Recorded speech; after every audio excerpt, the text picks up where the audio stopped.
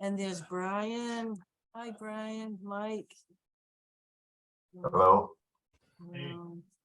Okay, it being the evening of Wednesday, March 8th, and a quorum being present, I'll call the meeting of the Conservation Commission to order. Pursuant to Governor Baker's signing of the Senate Bill 2475, an act relating to extending certain COVID-19 measures adopted during the state of emergency and is extended by the state legislature in July of 22. The Bellingham Conservation Commission will meet utilizing the Zoom online option. Instructions and invitations are available at the town website, www.bellinghamma.org. In the event of technological difficulties, remote access is not guaranteed. The commission cannot be held responsible. Moving forward, in this meeting, the chair instructs the meeting administrator to withhold access to speak at the meeting until or unless such persons requested to speak are visible on screen and respectfully request such access. Okay. We will proceed now with the opening of the first continuation.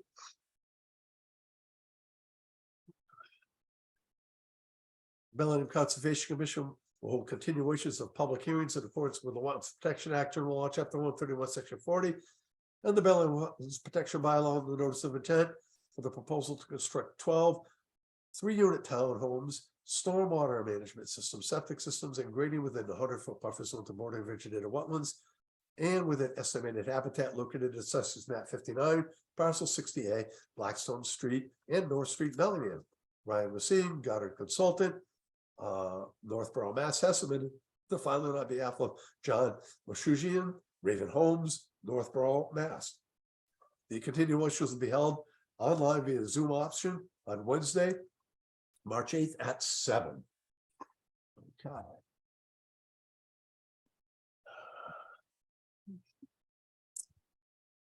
I see Ryan's here. Yep. Hi there. Good Michael's evening. here. Amanda's here. So, oh, excuse me. I'm recovering from an asthma problem.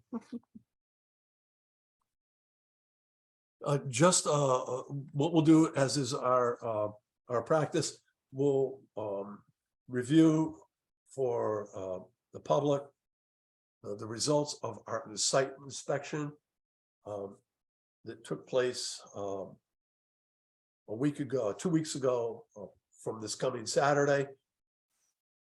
The commission was present. We had a great turnout, a lot of people involved. The first thing we did was evaluate the wetland flagging, and we found it to be acceptable. We looked at the 50-foot setback from the BVW and found that it was accurate. We requested that the applicant review the potential for vernal pool activity, knowing full well that we have a requirement that any activity take place outside the 50-foot buffer zone, and it appears that that can take place. And the final issue, and I'm going to, Ryan, are you concur with all of this? Yep, that is correct. So what I'm going to do is I'm going to ask Michael to pull up the plan, because I know there was some question that I raised at the last hearing relative to an area that was an isolated depression that they called an infiltration area. And Michael's going to call that up because in the field, the way it was explained to the commission, it was an existing low area that collected water, and they wanted to take that water and bring it into the stormwater management system. So what the commission thought was an outlet was actually an invert to bring it back into their stormwater management system. And I know that I have not had an opportunity to review those grades, and so we'll do it now in front of the public, if that's okay. Michael, you're, oh, there you go. I'll just need permission to share my screen. Well, unlike the last meeting, I think Noel can handle that for us. So I struggled with that one. All right, you're all set. Thanks, Noel. Well, I'm gonna need a lesson after the meeting. Okay. Okay, is everybody seeing the screen properly here? We do. Yes. Okay, great. So what you're looking at here is the existing conditions watershed. I wanted to start with this. So water flows from this, I believe this is all north up the page. It starts in this northwest corner and flows southeasterly into an existing swale or little valley.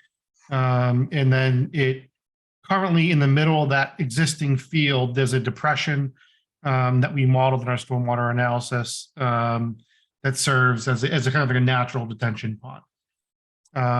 And so it flows down to here, and then I'm not entirely sure where it would outlet. If I were to zoom in really quick right here, I think you see there's a little saddle right here that the water would come out. So if this were to become overwhelmed during, like, say, like a 100-year storm, water would fill up and then spill out over this saddle and into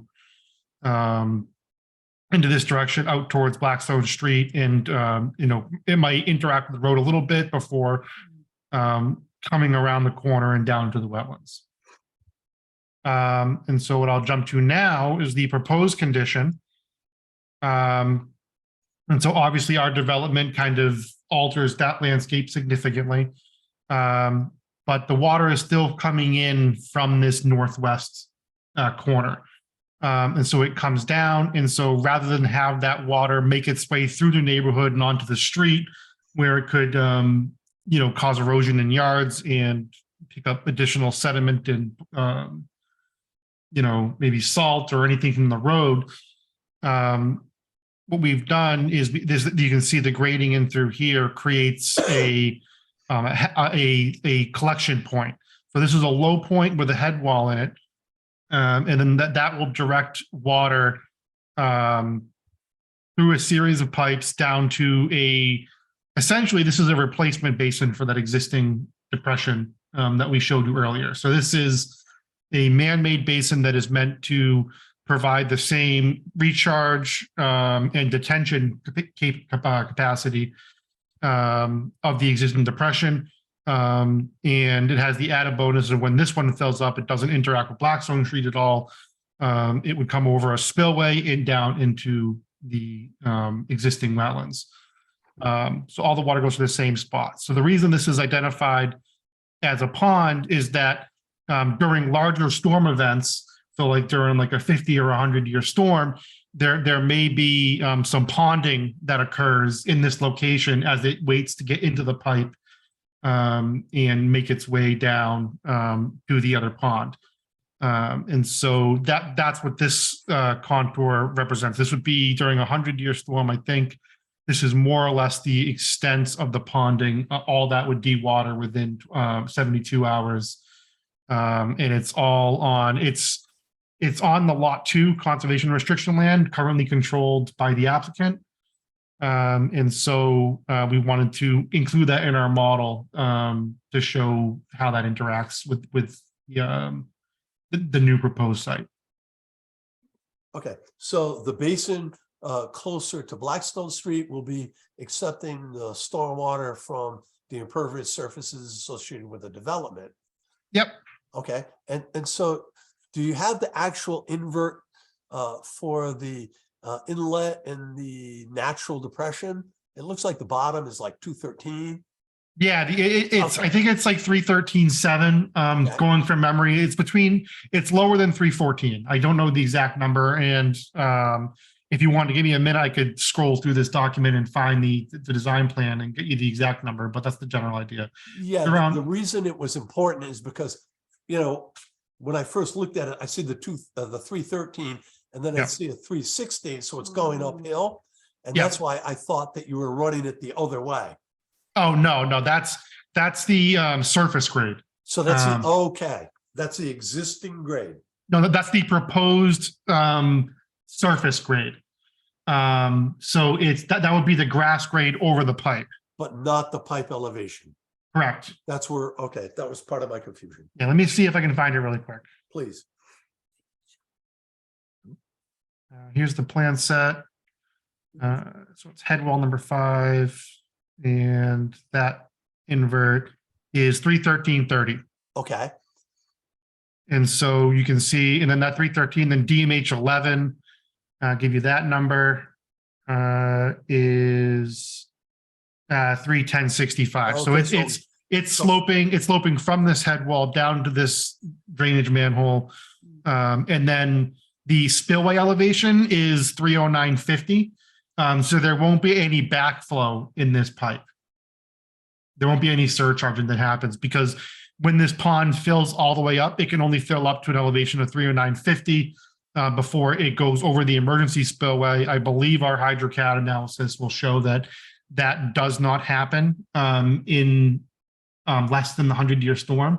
So this pond will, I believe, see no discharge during the ordinary operation of it. It would need to be a storm in exceedance of the 100-year flood probability before you saw any discharge out of that pond.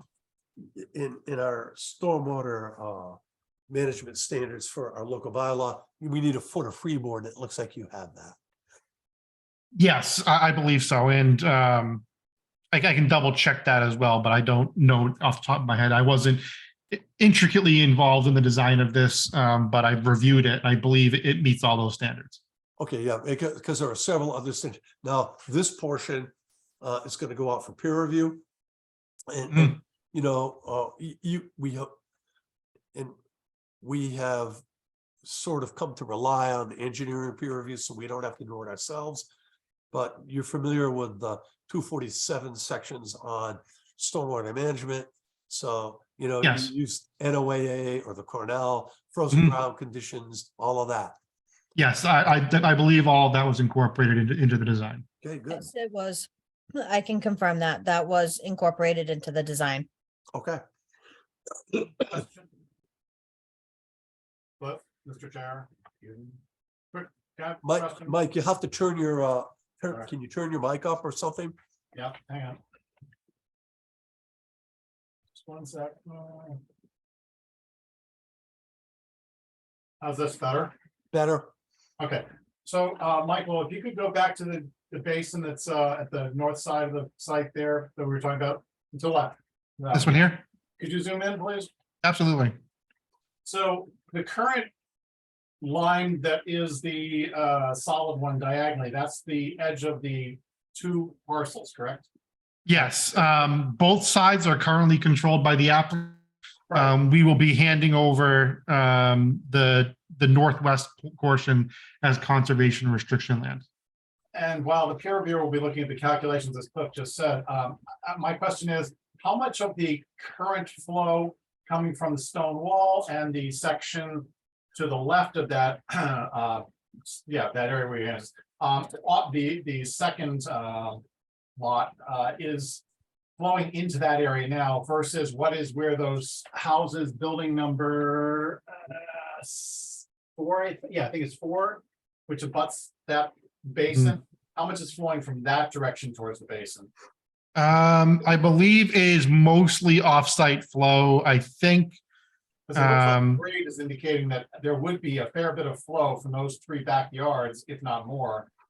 Because it's 318 down to 315 direction from the back of the buildings, if I'm reading the lines right. right. So this black line indicates the split point. So everything in PR2, which is in this big black area here, is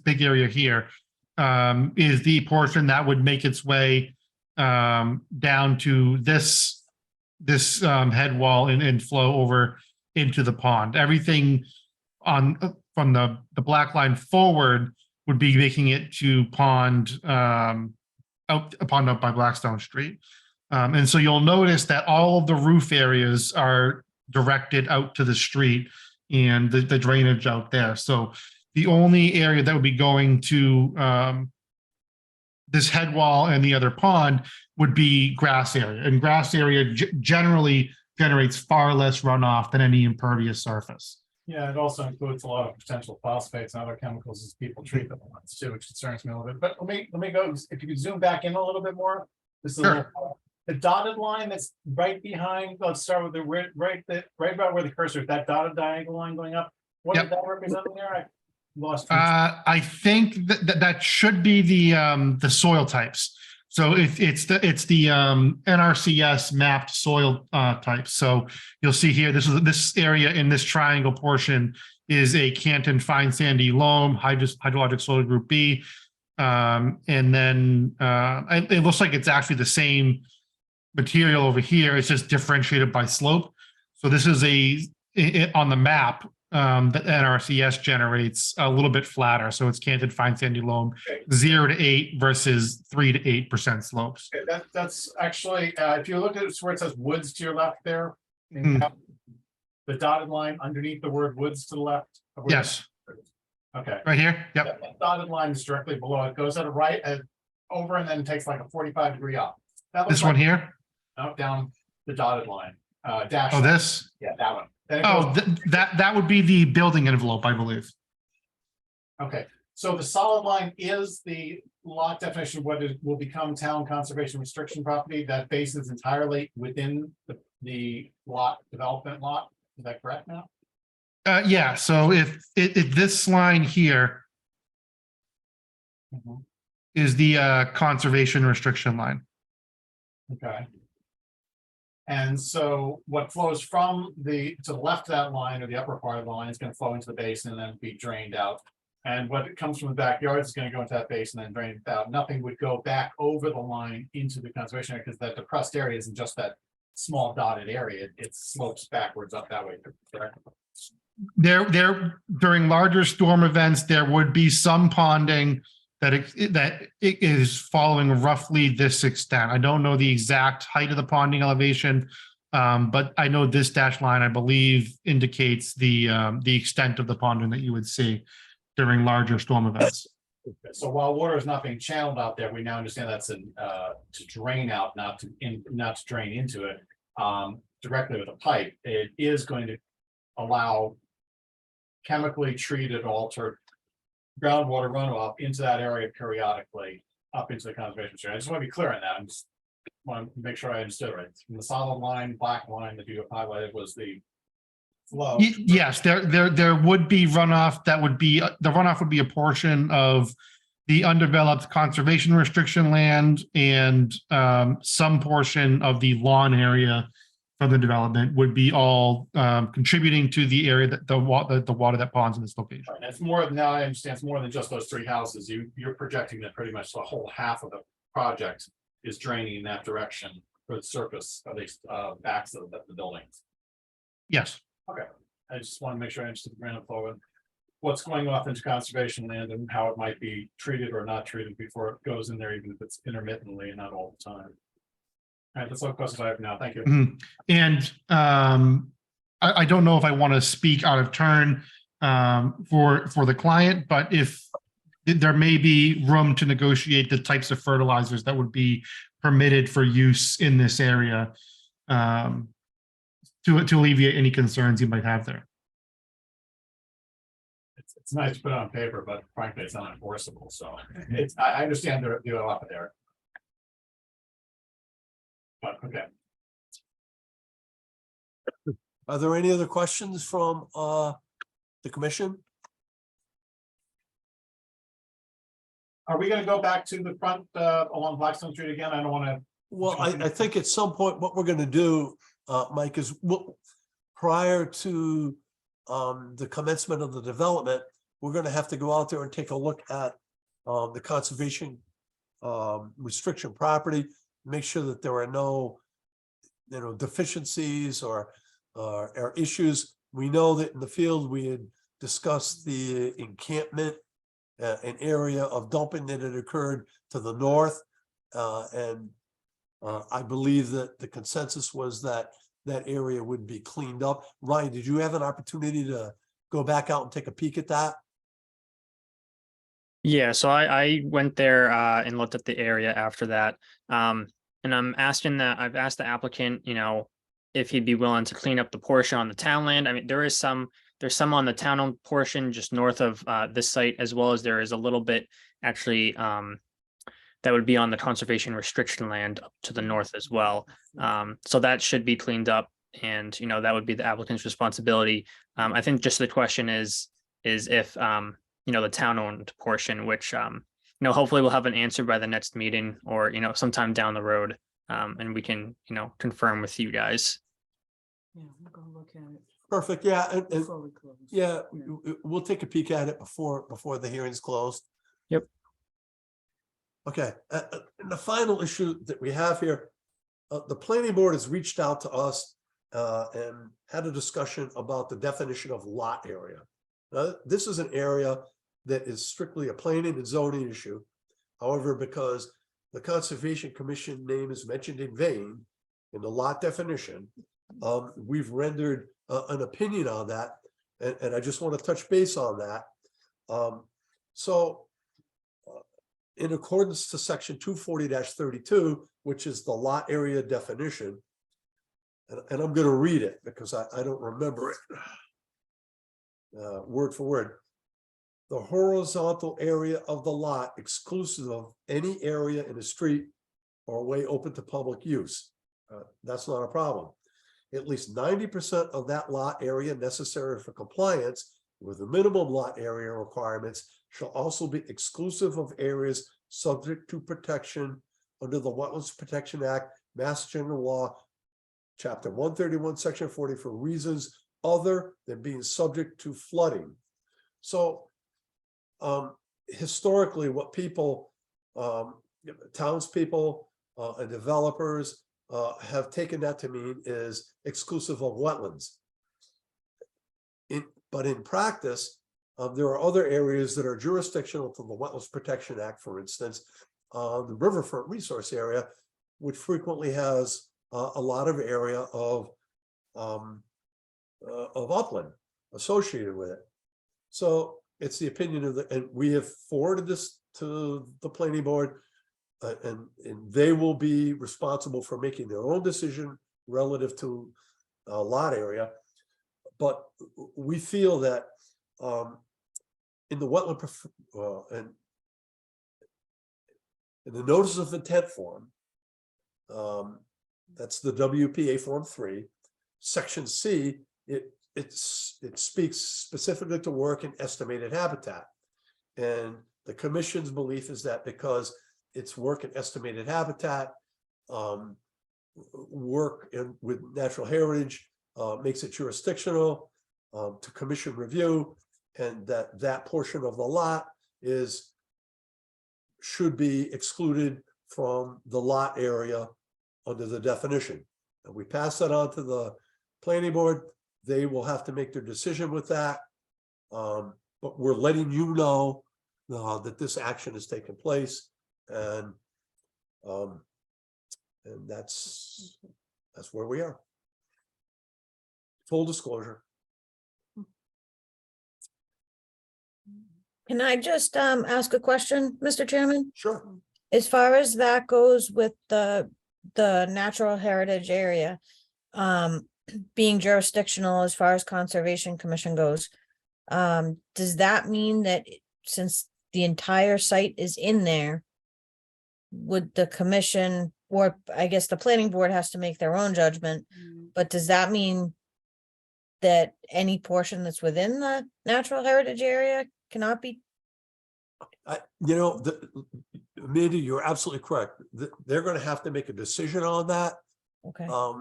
I think that the opinion of the commission is that with the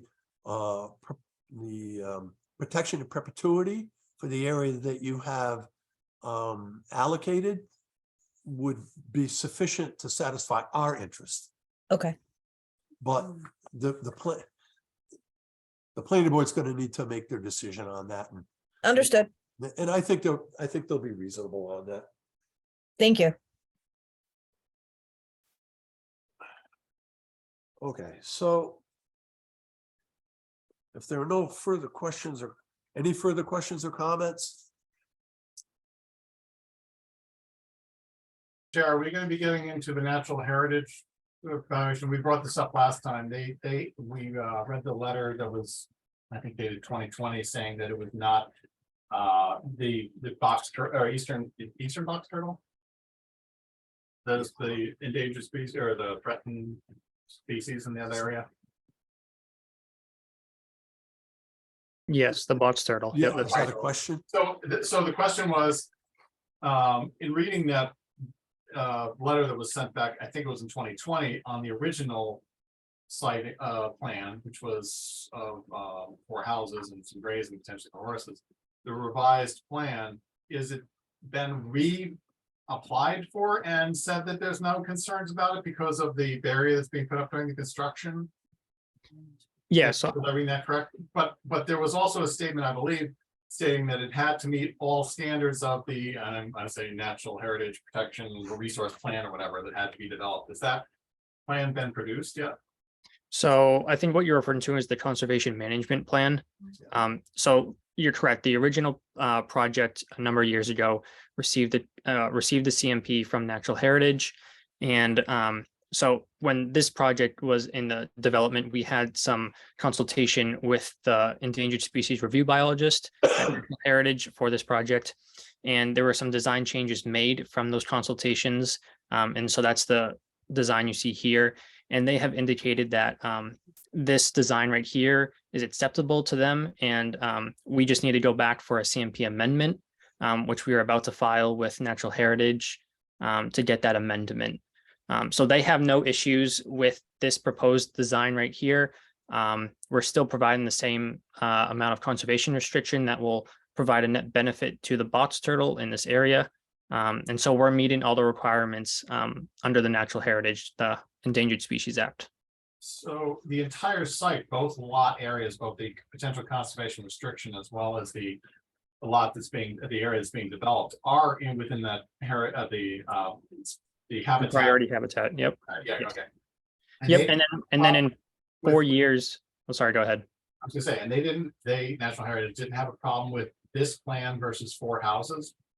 No, As- well, so I mean, both the old plan was also a take under the Endangered Species Act. And so this one was as well. So even with those 4 single family homes, it was a take of the species. And so, you know, this is all within the same limit of work that was approved under the Conservation Management Plan previously. And so, you know, they did have concerns over increased traffic. But in a previous design iteration, there was, you know, 2 of those houses further up to the north, pretty close to the northern property boundary that kind of sticks up. And they were concerned about the smaller corridor for them to travel and, you know, the increased traffic that might be up there. But in this form, they are okay with this. And, you know, we'll just get the CMP amendment and, you know, turn the CR over to you guys.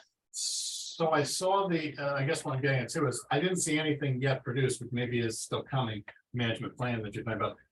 After the project is done and the fences come down and the turtles that haven't been picked up and removed from this area that's being developed are allowed to once again try to migrate or travel wherever they're going to. Yep. So that's right. So yeah, so during the project, there will be a turtle protection plan put in place. That's part of the CMP. And so there will be a turtle barrier fence. We'll do sweeps inside the fence before construction starts to make sure there's no turtles inside. And there'll be regular inspections to make sure the fence is, you know, there's no holes in it and hasn't come down throughout construction to, you know, to prevent any turtles from being in there. And then, yeah, once construction is complete and the CMP is closed out, the fence can come down and, you know, turtles will be able to move through this area if they want to, although most of this habitat is field and they tend not to use that as much as the forested areas. So that revised, Mike, the revised CMP, that will be forthcoming. Yep. And that will be distributed. Okay, So we'll all have an I'll opportunity. I'll let all comments because I know you guys want to move on. Yeah, we'll have an opportunity to vet that before the hearing is closed.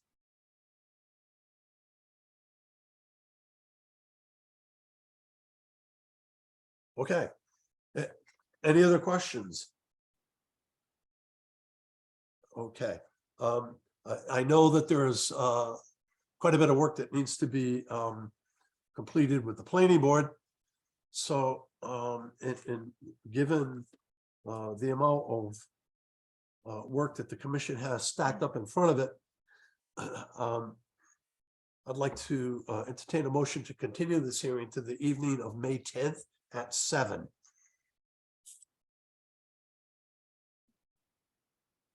So moved. Noel. Yeah. Ariane. I'll call for the roll on this one.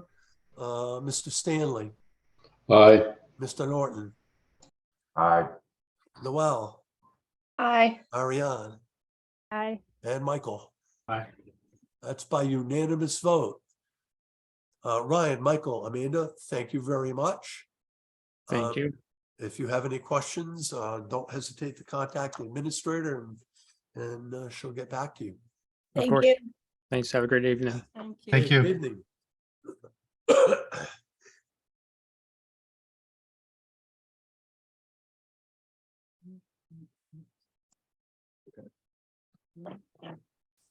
Excuse me.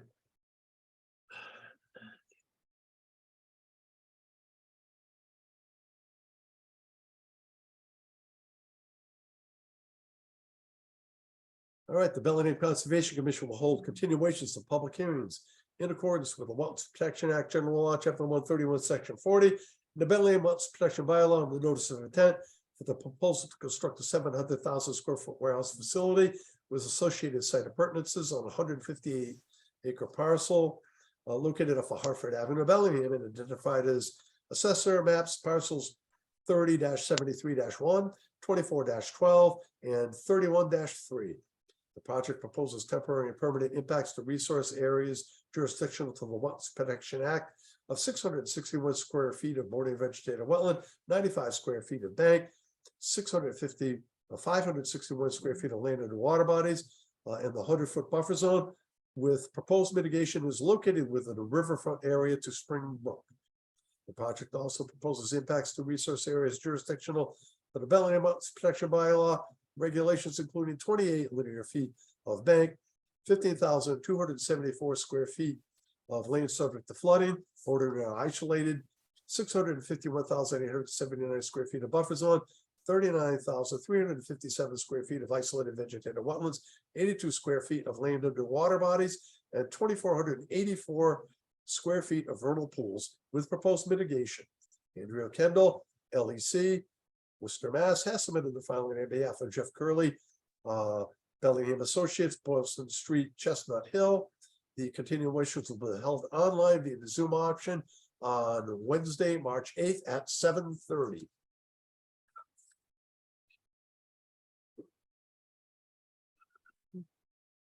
Okay. And If you're looking for us, Cliff, we're all here. oh, okay, I didn't see you. You snuck in on me. No, I did sneak in. That's what I tried All to do. right. So He's we very have, sneaky, sneaky. You've got Austin, obviously. You've got Jeff, Molly, Brian, our Sherpa from our Saturday site walks, and Andrea is dialed in on the phone somewhere amongst these Hollywood squares on my screen. So I know we have a brief window tonight, and Anne was gracious enough to let us appear in front of the commission. So thank you for that. We thought we'd just use this time here tonight just to kind of quickly make sure we're all calibrated and aligned. I know we're going to be on site on Saturday morning to kind of continue our regular site walks. And I just wanted to make sure that we were all aligned in terms of what you wanted to achieve, what we wanted to achieve, and the next step, so we can make efficient use of the time when we're out there on Saturday morning.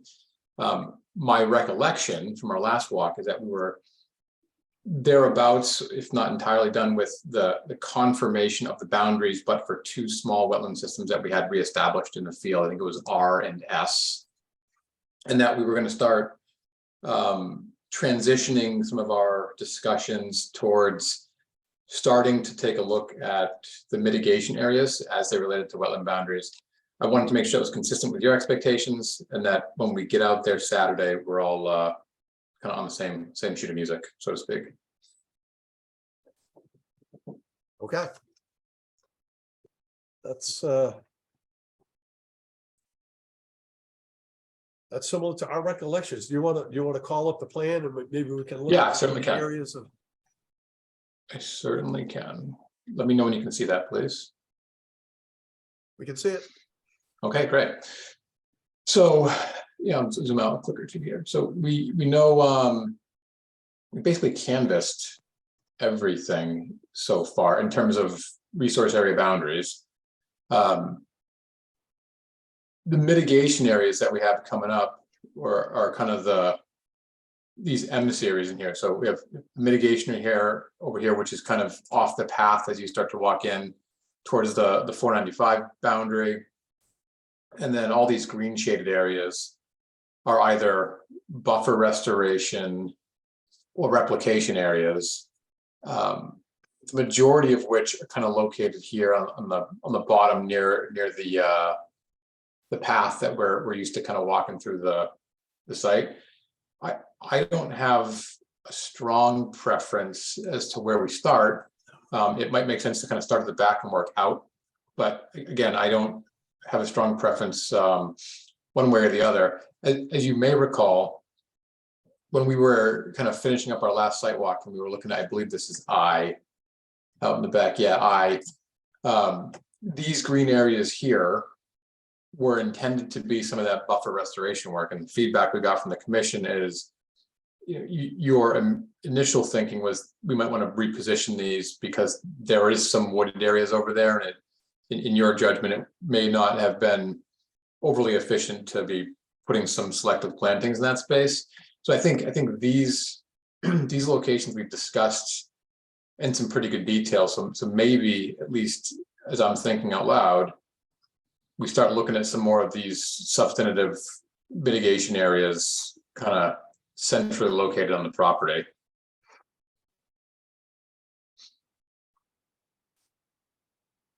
How about if we look at some of the areas toward the front of the property that you have, not the vernal pool areas, but you have some mitigation areas there. How about if we start in those areas as we walk in?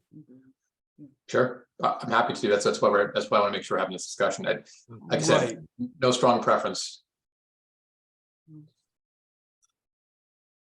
Okay, and the reason I'm suggesting that is we received your response to the comment letters dated on March 3rd, and we received that on Monday and received a request from the town planner relative to our thoughts, and we really haven't had an opportunity to review those comments in detail. And I know that Ann has spoken with you, Austin, and there was an oversight. We didn't get them.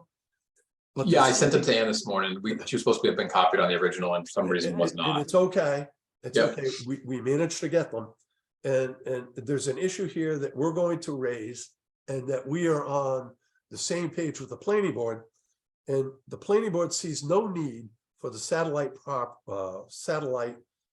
parking to the south and to the west of the site.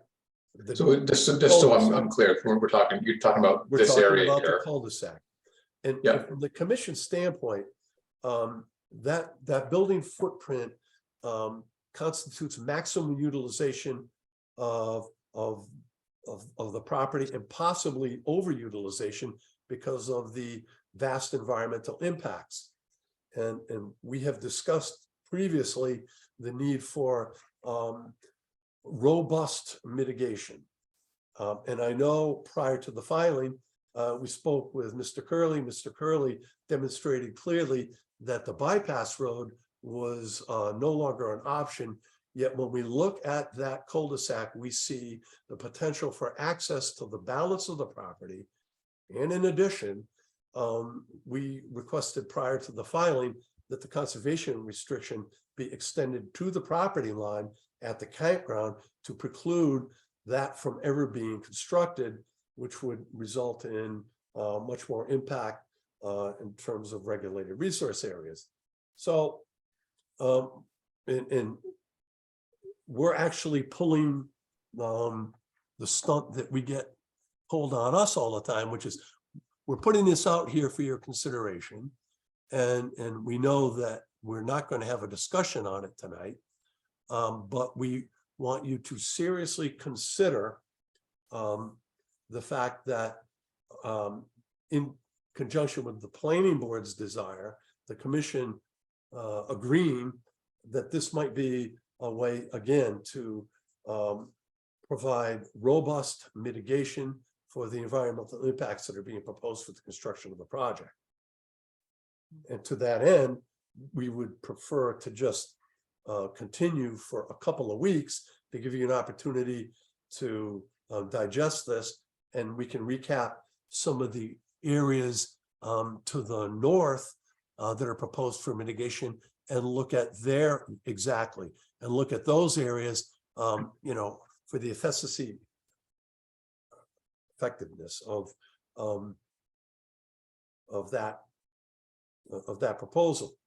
Again, if we were to abandon that area, we wouldn't have to argue extensively about whether or not compacted soils at the cul-de-sac were in fact wetland soils, or there was enough standing groundwater to demonstrate presence of hydrology along with hydrophilic vegetation. We wouldn't have to worry about the proximity to a very active vernal pools, depth of groundwater, and other issues. So, No, I mean, it makes me sad that you think we're arguing over it. That's what you just broke my heart, Cliff. well, I didn't mean argue. I know, it's okay. I mean discuss. So I'm not disagreeing with you, but just to make sure I'm clear. The thinking is on Saturday, let's spend some time on the northern piece of the property, most proximate to the Home Depot. Yep. Because right now the commission's position is the satellite parking, which is here, either may not be necessary and or may not be appropriate, and you're asking us to reconsider the location, value, etc. And that, and being presumptuous for a second, if there were some change to that, it may influence the conversation we're having about mitigation in those spaces. And in your opinion, may be premature to do that until we come back and revisit that space. Exactly. And you know, it will certainly strengthen your case for alterations. Now, that has to be, we all have to review it. Again, we talked about going out and looking at the vernal pools when they're active. Our peer reviewer is not present tonight. He has another commitment. I did see Matt just jump on because I Sure. saw a giant yellow frog and I thought that was Matt. All right, okay. So Matt made it. He will be present for us for our review on Saturday. And yes, I think Austin, I think that's where we are. Okay, and I mean, realistically, where we start, we're probably not getting to the entirety of the property on Saturday, right? So No, No. again, I don't have a preference, so long as we can, like we've talked about on a number of different discussions, so long as, you know, we collectively continue just to move the dial forward and making progress, right? That's the most important thing for us immediately as, you know, as a team here, is making sure we're continuing to make progress with the end goal of, you know, reaching, I guess we'll call it an amicable and positive conclusion as far as we see it anyway. and you know, I think we've demonstrated good faith. We've probably spent 7 to 8 hours out on the site already. It's been a good winter for everybody, but because of that good winter, we've been positively slammed with, it's like spring all winter. We've been out in the field every week. So, Right. and you have taken. I promise you I'd be efficient. So I know you have another agenda item coming up. Yep. Just so we're meeting 8:30 in our customary location, and we'll begin our march into the property, and we'll spend some time here. Yep. Looking at those things, and to the extent maybe, you know, maybe if we are efficient here, maybe we start getting down here on some of these areas that may or may not change very much, but this area here is, in your opinion, a question mark, and let's revisit later. Agreed. Okay. I don't know if Jeff or Molly, anything else to add or comment on? No, I did want to say, we're already seeking some parking relief from ZBA we're unable to meet the requirements under the bylaw to park the use we're proposing here.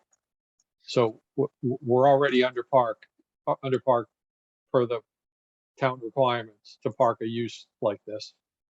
We think that's okay. We think that's consistent with market, but we don't want to develop a project here that there's a variety of potential end users for this building. Each of them will have a varying amount of parking demand. I think we're open to the idea of building only what we need, but I think we need to entitle what the universe of potential end users here might demand of us in order to be competitive in the marketplace. So I recognize the board's position. It's inconsistent with their own zoning regulation, and I understand where the chairman is coming from here. But I think it's worthy of some additional conversation to just simply suggest that the board doesn't think that parking is required and therefore can go away. I think we need to continue that conversation, and will with the planning board as well. Yeah, I'll let you deal with the parking issues. Town planner was pretty confident that there was sufficient parking for your needs, but that's a planning issue. Thank goodness we don't have to deal with traffic. But again, those are planning issues. But from our perspective, this is something that must be seriously considered, and that's why, it's not up for discussion tonight. You have a couple. We're going to continue. I mean, our agendas are really full, but we're going to give you just 2 weeks, and I'm sure that you'll have you're on with the planning board tomorrow night. In fact, I think We are briefly, to give them a little bit of an update on the package we submitted, but they too need a little more time to review what was submitted on Friday. So we're just going to hit the high points. Believe me, we haven't completely reviewed the document, but I'm sure that we'll have some further engineering concerns. But that may or may not take place at our next meeting. I think this is an issue we'll need to work through. I'm happy to work through it. Let's continue to make progress, as Austin suggested. We're hoping to get out the other end of the process at some point here and meet all the commission's requirements. So we're confident we can do so. Very good. Thank you. We'll see you on Saturday. You will see us on Saturday, rain or shine. So Cliff, you mentioned, so is the next step here this evening, just have the commission weigh in on which hearing? I thought I heard the 22nd, I believe, if you said 2 weeks. Is that the Yes, current sir. preference? I'm gonna go for that continuation right now. Okay, thank you, sir. Yep, I will entertain a motion to continue the hearing to the evening of March 22nd at 8 o'clock. And a sidewalk. And we'll conduct a site walk on Saturday, the 11th, commencing at 8:30 Damn. a.m. So moved. You won't see me at 8:30 p.m., Cliff. That's for sure. Second. Mr. Stanley. Okay. I'll call for the roll on this one. Neil, Aye. Ariane, Aye. Noel, Aye. Mike, Aye. Ryan. Aye. That is a unanimous vote. All right. Thank Thank you so you. much for your Thanks all. consideration. See you in a couple days. Thanks, everybody. You will. Good night. Good night. Take care now.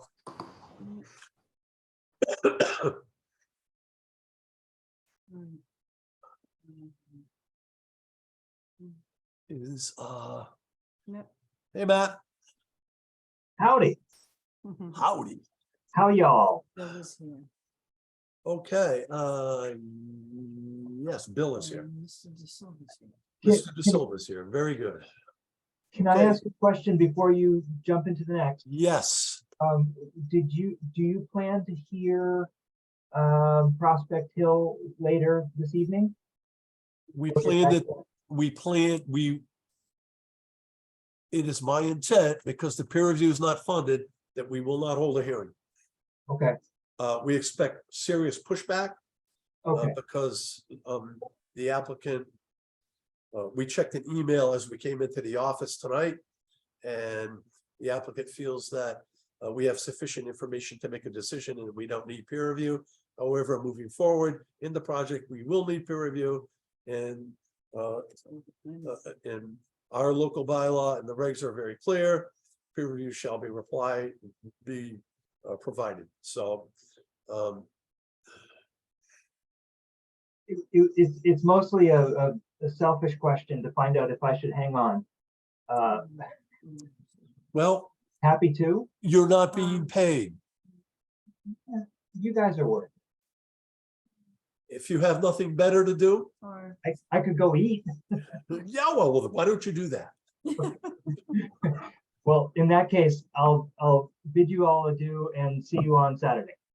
thank you, Matt. We All right, appreciate night, Matt. Have a night. good night. Thank you. Bon appetit. it. Okay, the Bellingham Conservation Commission will hold continuations of public hearings in accordance with Wetlands Protection Act, General Law, Chapter 131, Section 40 of the Bellingham Wetlands Protection Bylaw, on the notice of intent for the proposal to construct 2 additions to an existing dwelling, including construction of a patio and swimming pool, and to remove fill placed in a resource area in order to restore bordering vegetated wetlands. The Assessors Map 29, Parcel 152, 51 Caroline Drive, Bellingham. Bill Housing, Land Planning, Hartford Avenue, Bellingham, has submitted the filing on behalf of Cristiano da Silva, Caroline Drive, Bellingham. Continuations will be held online via the Zoom option on Wednesday, March 8th at 7:45. Mr. da Silva and Bill Housing are present. Yes, sir. Yes, sir. Good evening. Okay. Good evening. So for the record, on Saturday, the 29th of February, members of the commission inspected the site and took a look at the wetland line, the areas of fill, the proposal to remove, along with the protocol that was provided by Scott Hine. That work appears to be appropriate. We, in all cases where there's restoration and replication, a bond has to be posted prior to the commencement of the work. So Bill, we're going to ask that you go to Scott Hine Mhm. and ask him for his recommended amount for the bonding. And Mr. Da Silva, what happens here is you post the bond, you do the work. When things are complete and everything's regrown, you get the money back. Okay. For the The restoration. work for the restoration. Okay. Okay, and so that work will have to take place before the construction. Okay. You'd want to do that anyway, because you're going to need to get back there. I'm sorry. You want to do that anyway, because you don't want to build everything and Yes. have no Yeah, way to you're get right. there. Yeah, I know. I just want to make sure me and you guys is on the same page. Make sure everybody's happy, and I can clean my yard because my house looks like a mess. So I don't Okay. want I don't want the neighbors complain about all those kind of I get why it. this is not done. So that's why I'm here. I Okay. want to work with you guys, make sure we on the same page, and get the stuff done the right way. And I'm here for that. Okay, so I think that might be our only issue. Mhm. I will mention one thing. You have a big storage trailer. It's quite a bit of equipment there. Yes. There were a bunch of fuel containers stashed behind that trailer. Okay. And it appeared to be product in those. Oh, no, it's empty. It's Oh, well, there always was- empty. There was something in them because I sloshed them around. Now, Yeah. maybe Yeah, it's I water. can because I put over there myself. I can be wrong, can be 1 or 2 with something on it, but it's not pretty much. I can empty, it's not a problem, or remove to a safe location. Yeah, they should be moved out of that buffer zone. They're very close to the resource Yeah. area. Sure, no Okay. problem. And I think other than that, once we can get some, how long do you think it'll take Scott to come up with a number, Bill? I'll chat with him. Okay, And so we're just looking for an estimate from him for just the oversight at this point. Yes. Yeah. Okay. Yeah, he's gonna have to oversee. Oh, yeah, I mean, because the work has to be overseen by a Oh. qualified So you might wanna professional, include him. Cristiano. Okay. That'll Me and I be had in, talked that'll about be in the order. You can get that done in a couple of weeks, right? Yes. Well, I've been asking Bill if his. Oh, I'm sorry. If your consultant can. I'm sorry. Well, we need to hold off a little bit. Scott is on vacation until he's going away Saturday and he's gone to the end of April. So if we could hold off work until then, that would work with his schedule. That's what we have to do. The 10th. Now, of Cristiano, do you need to start that right away or can you hold off? The thing is, I'm waiting already for probably like a 6-7 months, maybe more. So I don't know if, because I have the machines and stuff, I don't know if that's something I don't need to go over the pipes. I don't need to go over the, let's say, where the stuff is to remove. Have a big boom. Is only a 8,000 pounds machine. You know, it's not too heavy. So if that's something I can clean, I have the dump truck, I have everything I can clean, and then we can come up after with the solution for receipt, you know, make everything the right way again. And I'll be happy to help you guys and get this moved the way it needs to be moved. You know, this is something that we worked on this time last year, and we're in the same position we were last year. We need to have an environmental consultant oversee it. Now, Okay. if you want to try to find a different environmental consultant to oversee it, maybe Bill has a recommendation. The only reason we suggested, and we didn't know Scott was going to be on vacation, Mhm. the only reason we suggested it is because he developed the protocol. Bill, do you work with anyone else, or does Scott work with anyone else? He does not. He's works on his own these days. I could probably find someone to do it, probably costs a little more money. But if Cristiano can hold off, I know Scott's already familiar. Yeah, no, with if the I have to site. hold off, I'll hold off. I mean, not Okay, mine. Yeah, I think- I think we need to hold off, Christian. Yeah, I think no that's problem. the best. Yeah. Let's just stay consistent with what we have. I think Scott is a good environmental person to have on board. Mhm. And we feel comfortable with him. And if we have to wait till he gets back, then we'll try to move things along as fast as we can on our end, so that we can get that permit to you, so you can start work as soon as you get your order recorded. Okay, no problem. Thank you. So, Bill, when did you say he was gonna be gone till? Oh, he's leaving on Saturday, but I can chat with him the next couple days. We'll come up with something. Okay. Okay, so if you can do that, Problem is we need Yeah. him to continue. well, yeah, that's true, but I mean, if we can get that number, and when is he coming back? End of April.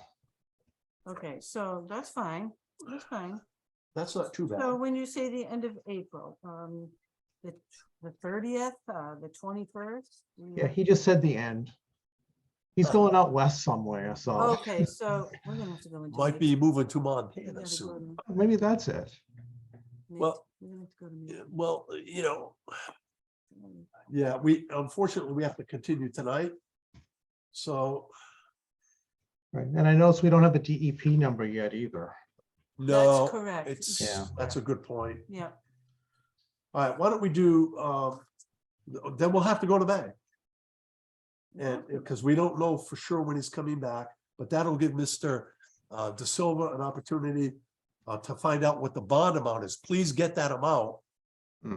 And we'll give it to him, then he can. actually, let Bill do that. Let Bill- Yeah, then, and before we get started out there, we need to have a site meeting with Scott and Cristiano to get everyone on the same page here. On the same page. Yeah, agreed. absolutely. Pre-construction, absolutely. Yeah, thank you. Okay. So I'll entertain a motion to continue the hearing to the evening of May 10th at 7:30. So moved. I second. Okay, we have fewer participants, so I'll do a voice vote. All in favor?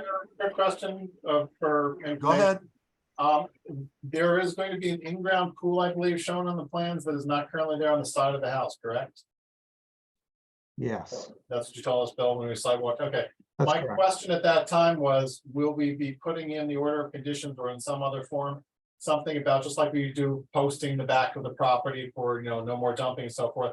A pool that close to the wetlands resource area with potential need for backwash, et cetera, that we have some sort of provisions in the order of conditions or whatever, that if a pool is put in there, that no backwash shall be allowed to discharge in that area. I don't know, we've probably done this before, correct, for other Yes, we pools? have. Yep. That's a Okay. good point. Yep. Thank you. All right, that's all, thank you. Well, we haven't closed the hearing yet, Yeah. so, That's okay. that, These that ideas is are good. Ian's making a note of that for special conditions. Mhm. Okay, thanks. All right, so we have a motion and a second. Any further discussion? All in favor? All right. Right. That's a unanimous vote. Thank you, Cristiano. Thank you, Bill. Great, thank you much. Really appreciate it. Thank you. Thank you very much. Have you guys have a great night. Okay. you Take too. care now. Thank you. Good night. Bye-bye.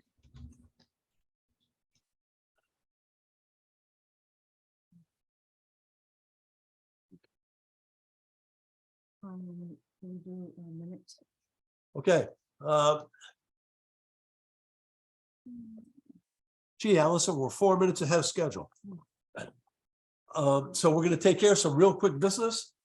We have 2 sets of minutes that we can approve, January 11th and January 25th.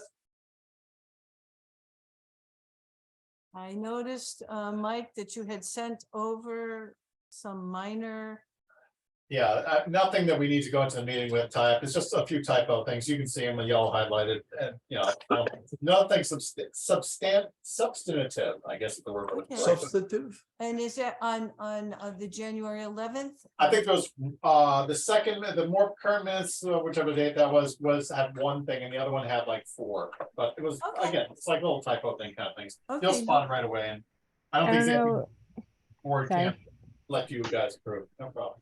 Thanks. Marianne? I don't know if he's calling out the same thing that I wanted to mention, but just that the numbering on the pages was off. I did not see that. Good catch. Oh, Mike's slipping. Oh, yeah. Wow. We'll- Don't look at the words, not the numbers. Come on. All right. In Yes. that case, I'll entertain a motion to accept the minutes of the meeting with the proposed corrections to punctuation and spelling, as noted by Mike and Ariane for the evening of January 11th and January 25th. So moved. Michael, Second, Ariane, discussion?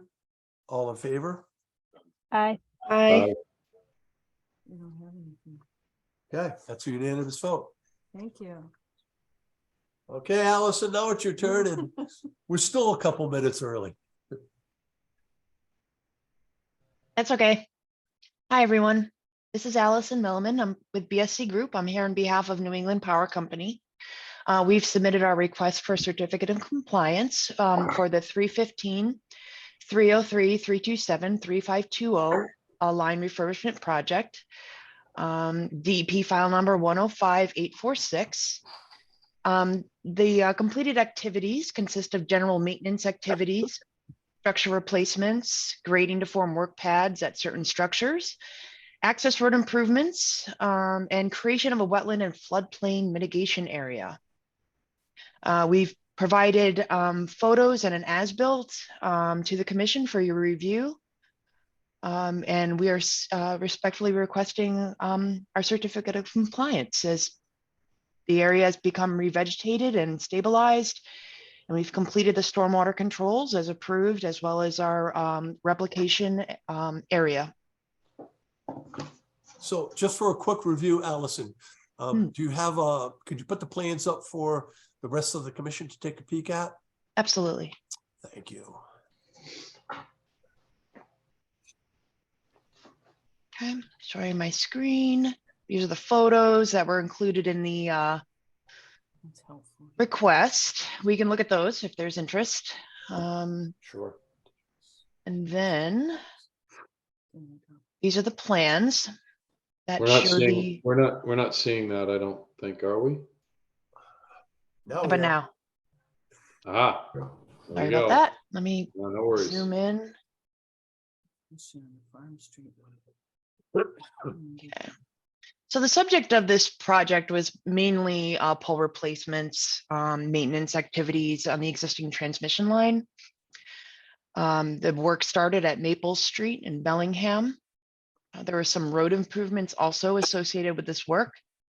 What we're looking at now is the notice of intent map that was submitted to the commission, 2019, I believe, showing the temporary matting, structure replacements, and the road improvements that were proposed. After some of the road improvements were installed, we did have some issues with some stormwater. And we had a civil engineer come out and assess the situation.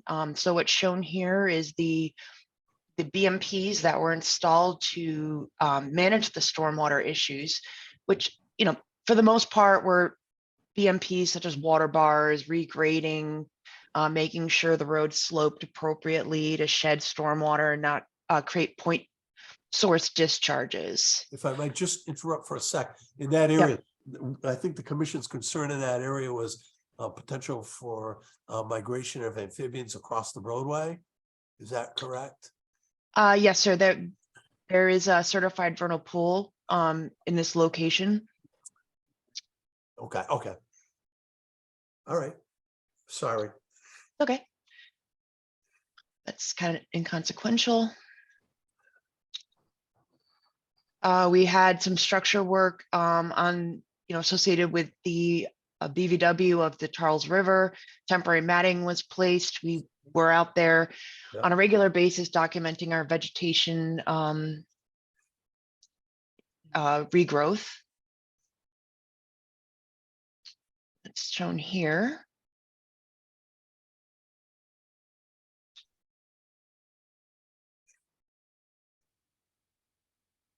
Trying to get to the good stuff. Well, yeah. It's all good stuff, Allison. So this is the location of our floodplain and wetland replication area. So originally we had proposed like two separate replications, one for our floodplain impacts and one for our BVW impacts. And then upon further assessment, we realized that we could achieve both in one location, which would, provide for less impacts, as well as, easier for us to monitor and make sure we achieved our performance standards. We've been providing our replication reports to the commission. We've achieved our vegetation and hydrology at this location. We also had some, regrading of this access road because we did notice that there was some runoff heading in this direction towards the wetland, and that's been successful. So that's identified in this location.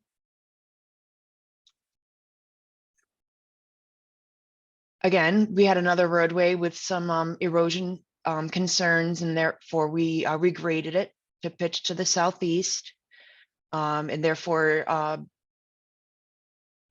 basically prevent the point source discharge that we were observing. And then we added our swale retention area just before this structure to kind of capture any stormwater that was running in this direction, along with some swales and a plunge pool, as shown here on the east side of the access road. Additional swales that were running on either side of the road that were basically conveying that stormwater to that the riprap plunge pool I showed you in the previous page. This was the original wetland replication area that we had proposed. It would have required some substantial mowing, vegetation in the 100-foot buffer zone, as well as additional impacts adjacent to the BVW. That's why we determined it was beneficial to combine them into one replication area. And I did consult with Ann on that.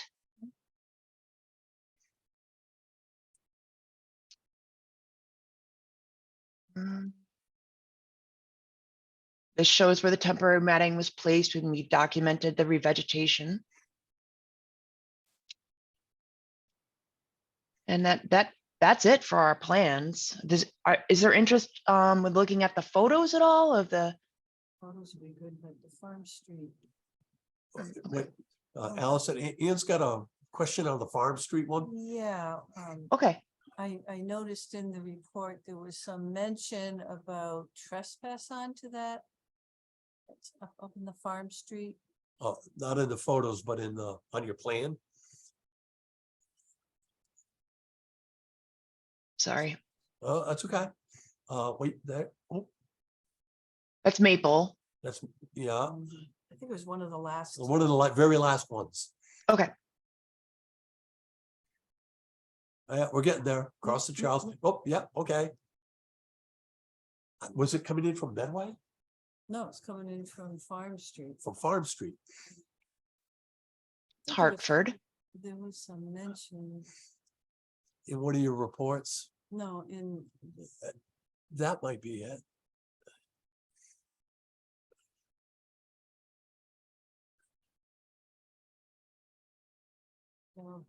the people on Farm Street were utilizing the easement. Oh, I think that's in the photos. Yeah, we had a couple areas where the landowners, because New England Power doesn't usually own a lot of that. This is not all field land. I think I know what you're referring to. Let's see. There's a couple in here. So this is an area where we had a lot of concern. You can see all the dirt bike and ATV access that's basically prevented the area from being revegetated. That's structure 421. And then this is the landowner at structure 435, where we had we were he put up a fence, and there are activities ongoing that are not project related, not related to this order. Is that what you're referring I to, think Ann? that was where, is that on the easement, Allison? Yes, that's not fee owned property there, from what I know. And So that's an actual easement. Right, yeah. So the company only owns a certain portion of the property and fee. The rest is just a deeded easement agreement with the landowner. And so the property owner doesn't have a problem with this? Although they're utilizing it. This isn't project related. This is not New England Power. What's shown on the photo. New England Power doesn't own it. It's just an easement, so the owner can use it. Correct? Yes, that's correct. We're a little unclear because it looks like in a couple of areas, people were expanding onto NEP land, but if it's only owned as an easement or reserved as an easement, then they can still utilize portions of their property. That's correct, yes. Okay. You think All they felt they were being empowered to do so? Oh, geez. Or just Ignore him. It was a joke. Okay. Not much. Allison, would you mind showing us some of the photos that you have? Sure. And we went through them pretty quickly. Okay. Yeah, this was a big project. Big project. You were out there for 3 years. Yeah. Yes. So this is a structure 404. This was an area that was matted. It's located within bordering vegetated wetland, and this is to demonstrate that the area, after the temporary matting was removed, has revegetated at least 75%.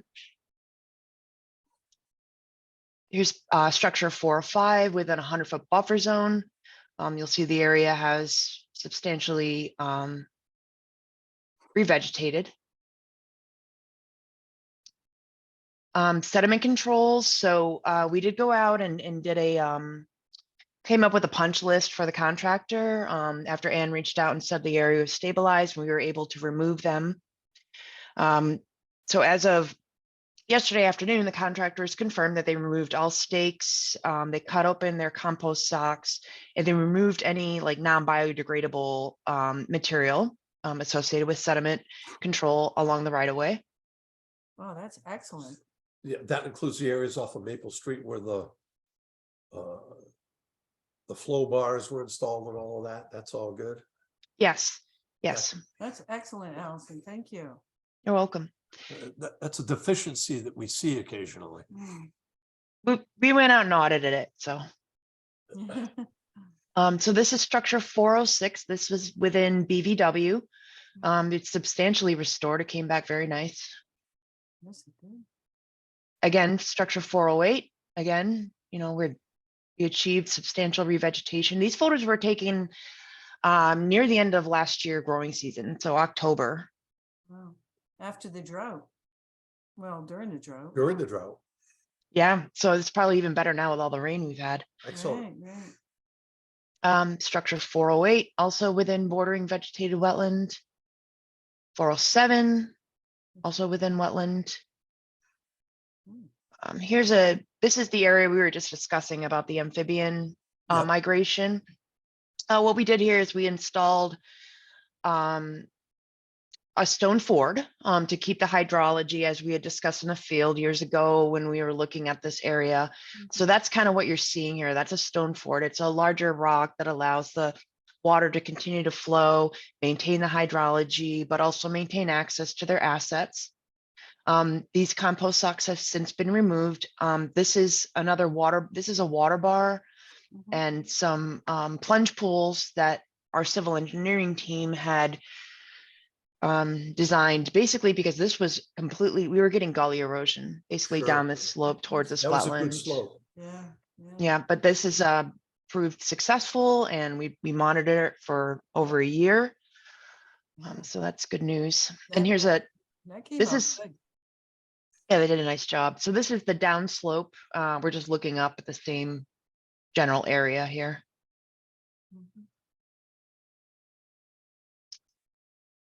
We're looking at structure 415 with a 100-foot buffer zone in BVW and the riverfront area associated with Charles River. Charles River is basically in between these two structures here, and you can see the revegetation and restoration. This is a close-up just to kind of document the regrowth. Structure 416, that's within the 100-foot buffer zone and the riverfront area to the Charles River on the other side. So here we're showing our vegetation. Just showing the, the access so that we're not having any more erosion issues along these access roads, and these compost socks have since been cut open and allowed to biodegrade. This is one of the areas I brought up with the concerns of, landowner activity. Structure 424, this is a 100-foot buffer zone to bordering vegetated wetland and within riverfront, and this has substantially restored as well. 425, bordering vegetated wetland and 200-foot riverfront area to Stall Brook. What we're seeing back in the background here and the revegetation. 426, 100-foot buffer zone to bordering vegetated wetland, and the area is restored. 427, also within the 100-foot buffer zone. And then structure 430, which is located within BVW after the mats are removed. This is existing conditions. Structure 431, we just documented that this is mowed regularly by the landowner. So while we do have vegetation, it's not the more robust that we're used to seeing. And it looks like he might be, whatever. Won't get into that. Okay. Structure 434, this is 100-foot buffer zone to bordering vegetated wetland. Is showing the adjacent BVW to structure 434. And this was the area we were discussing earlier too, that the landowners' activities kind of precluded us from entering, but you can see that the area is substantially restored as far as New England Power's activities are concerned.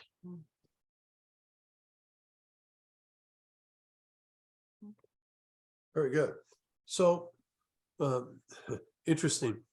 We just finished the MACC annual meeting seminar series, and we took two of the seminars related to development along the power right-of-ways.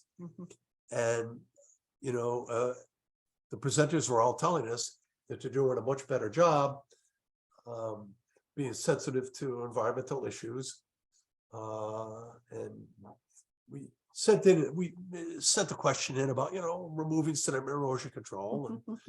And I see that they're true to their word.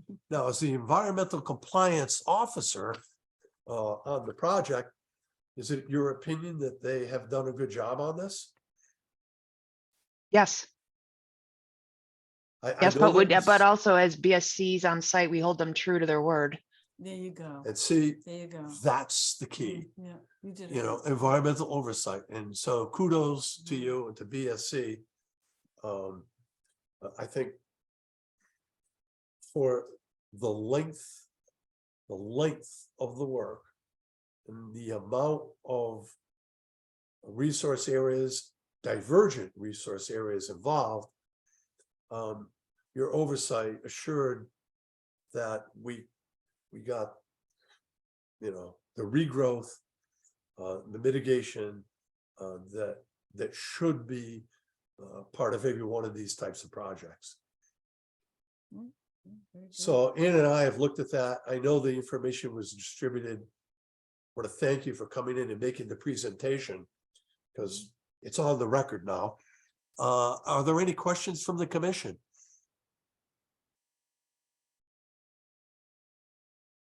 Good. You want to look at it? Look at a couple of areas? I'm sorry. Did you want to look at a couple of areas? You know,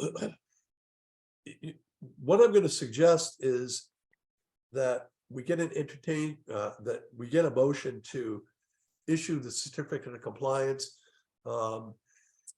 And just for the record, the administrator and myself will pop out when we're doing one of our 12 upcoming site visits and look at a couple of the areas, but I think the pictures are worth 1,000 words.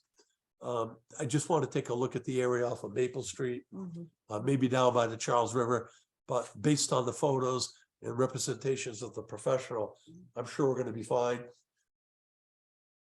So if Take everyone's pictures of okay what- with that, I'll entertain a motion to prepare and sign the certificate of compliance, which will be issued a final brief follow-up inspection by the administrator and myself. So moved. Michael, Second. Brian, again, not a lot of folk here, so any discussion? Pictures are worth 1,000 steps. Those are long lines. They'll do all that good restoration work on. All right, that's the only comment. All in favor? Aye. I heard everyone. That's a unanimous vote. Thank you very much. It was nice to Thank see you all. you. Thank you for coming in. Good job, Allison. Allison. You're welcome. Appreciate Have a it. great night. Thank you. You too. You too. Take care.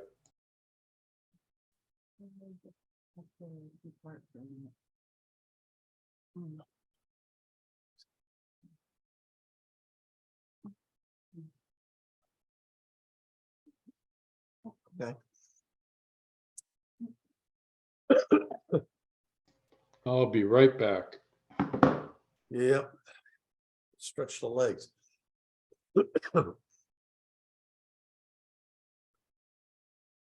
So I caught some kind of head cold from my grandson, very generous to pass it on to me. And as it turns out, it moved to my chest, and I have asthma, but it's never been a bad case. This weekend, it was a bad case. I panicked. I couldn't breathe. So it's like a wake up call. Holy crap. Did you take a COVID test? I took, for the first time in my life, I had to go to urgent care. And I like agent care they tested better. me for flu. Ancient They, care. they tested me for flu. They tested me for COVID. They took a chest X-ray because they were worried about pneumonia, even though I've had the vax for pneumonia. And everything was okay, except my asthma was triggered with an attack. But they did find degenerative disc disease in my back, which I didn't even know about. Oh, gosh. Yeah, really. That's a nice thing to find out, huh? So I mean, you're, if you didn't know about it, at least you caught it early, maybe. Oh, now I know it. It makes me nervous. Better off not knowing. Cliff's a degenerate, yeah, let's get that in the minutes, yeah, Tina, you got that?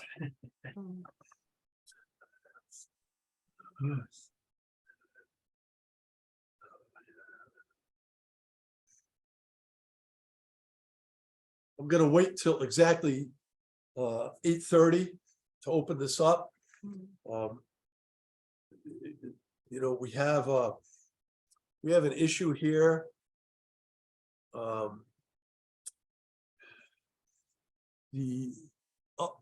Rob Truax is on, so that's good. Didn't see anything.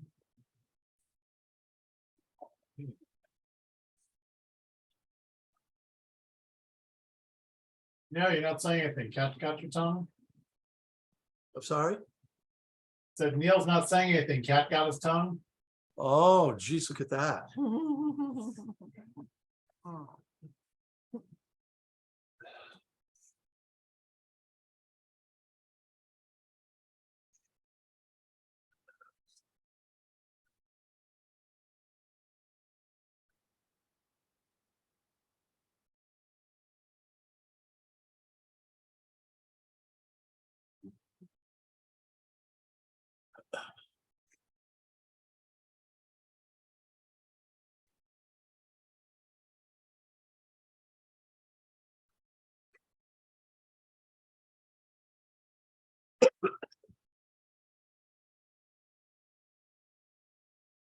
And should I assume that any signing we're gonna need to do could be done Saturday?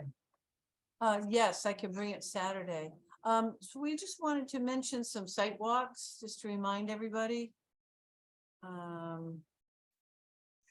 So this Saturday, we have the warehouse, everybody knows about that. March 18th, we have tentatively scheduled the SNET Estates. I'm not sure who can make that. As you know, we had this scheduled previously, but we had to cancel because the wetland flags were not up. So they've been reestablished, and we do have their continued hearing coming up. So we'd like to get out there. I think their continued hearing is March 22nd. That's our next meeting. So is there anyone that can make it on the 18th? Who can make the 18th? Neil, Mike. I can't see the girls, the women. Where is SNET Estates? I can't remember. It's right across from High Ridge. High Ridge. Are we meeting on that side or Railroad Street? I'll have to let you know where we're meeting. I'm gonna park on High Ridge Road, walk across the road. The exit that's to the west, closest to the SNET. Park on High Ridge Road and walk 100 yards down the road, make a right. If something should change, I'll be in touch, but that would be on the 18th. We also, I just want to remind everyone, we do have one scheduled for March 25th. That's 306 Maple Street. That's an ANRAD. That's the ANRAD. I know a couple of you said you couldn't make that, but we still have it on the schedule. We'll talk about that next meeting. Yeah, we could talk about it next meeting. We have it on the schedule. I don't know if Noel, Ariane, Brian, Neal, Mike, I know we're asking a lot, but Say the 26th, the 25th. 25th. Oh, I thought you said 26th. No, 25th. I cannot make the 25th. I thought it was you that said. Yeah, I thought so. Yeah. Yeah, we have a lot of sidewalks too, so I'm trying to get them done during the week.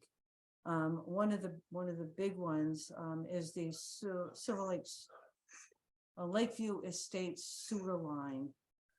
And I did get the request, I got the plans, I'm just, waiting for confirmation that the erosion control has been removed before I go out there. Also have 3 more lots at Lakeview Estates. And I'm glad I didn't go out there because I was just informed by someone from Fafford that, they still need to put the mulch in the rain garden, so. This is how it goes.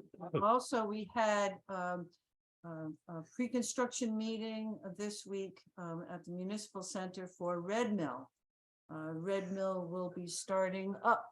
They will be starting up very, very, very soon.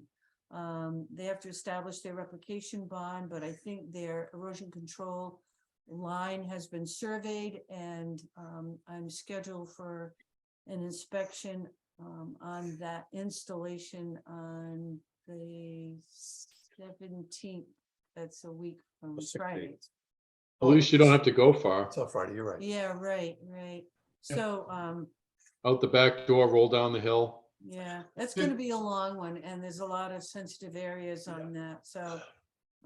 It'll be interesting, but I want to let everyone know that that one is going to be starting soon. So, quick question. I know that the applicant has stated several times during the process, even though we were not ruling on traffic at all, they're planning on bringing all those truckloads of gravel. Are they still planning on bringing all those truckloads of gravel? They're going to drain out of that site as much as they can, even though it's a 0 fill site. And bring it up Mill Street and take a left going out of Okay, so I think that has been changed. I think the traffic pattern is to come out of Mill Street and go right. Because it's gonna be impossible to go left. Yeah, well, I heard them saying, oh, no, we can do that. I'm like, I was like, no, that's not gonna happen. Even Yeah, going so- right, that's gonna be a succession of trucks going out there for what, 2 months or a month?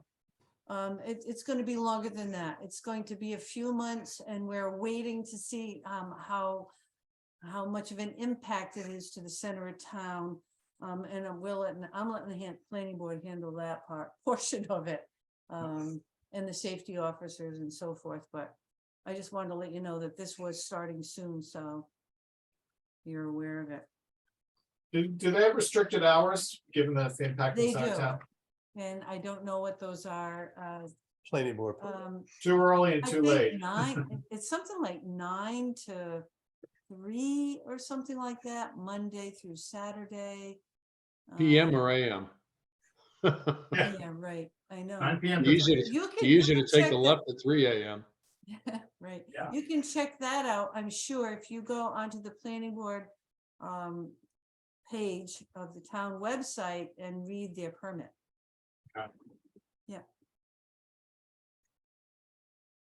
Okay, Mr. Chairman, I'd just like to make a quick comment on the sidewalks.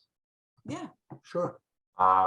Just so you know, I had a little setback, so I'm not sure if I'll be able to make the warehouse one on the 11th.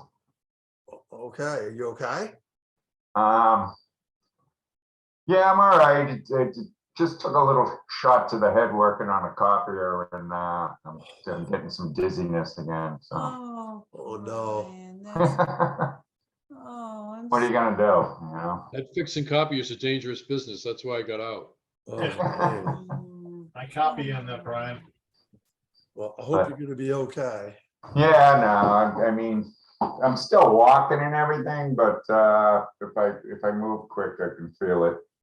You know? Yeah. Oh.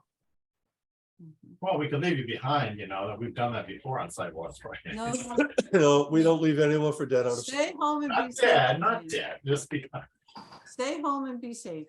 yeah. Okay. Thank you for letting us know. So we'll start without you, Brian.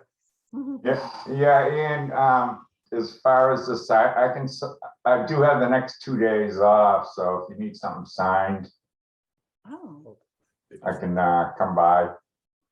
okay, well, I do have the certificate of compliance prepared for the New England refurbishment that we just saw.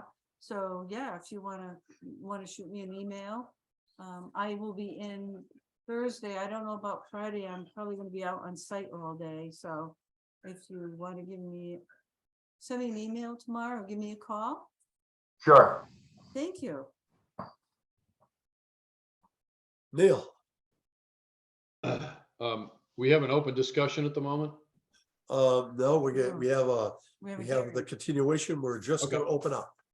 All right, Oh, after that, all right. don't forget, One question. okay.